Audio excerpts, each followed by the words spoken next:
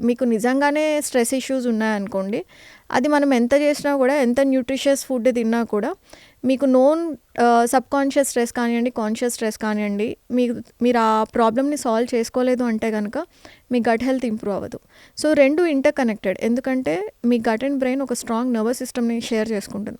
So మీ subconscious మైండ్‌లో ఏ thoughts అయితే ఉంటాయో, కాన్షియస్ మైండ్‌లో ఏ థాట్స్ అయితే ఉంటాయో, మీ ఎన్విరాన్మెంట్ మిమ్మల్ని ఎంతగా ట్రిగ్గర్ చేస్తుంది అంటే, మీరు ఒక వర్క్ అట్మాస్ఫియర్‌కెళ్లారు, మీ మేనేజర్ 24 గంటలు మీ మీదే ఫోకస్ ఉంటుంది. మిమ్మల్నే నెగెటివ్ చేద్దామని కూర్చుంటాడు. ప్రతి చిన్నదానికి పాయింట్ ఔట్ చేస్తాడు.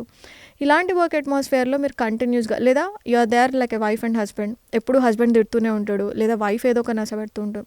Some relation issues, anything that is leading to the stress, అది ఉన్నంత వరకు మీ గట్ హెల్త్ ఇంప్రూవ్ అవ్వదు. It's all interdependent. లేదా ఎక్స్‌ట్రీమ్ డెఫిషియన్సీస్ మీ మెంటల్ యాంగ్జైటీని, మేబీ మీరు బై నేచర్ ఇంత యాంగ్షియస్ అయ్యేవాళ్ళు కాదేమో, ఆల్ ఆఫ్ ఎ సడన్ నాకెందుకు యాంగ్జైటీ పెరిగిపోతుంది, ఏమవుతుంది నాకు అర్థం కావట్లేదు అన్న వాళ్ళు చాలామంది ఉంటారు.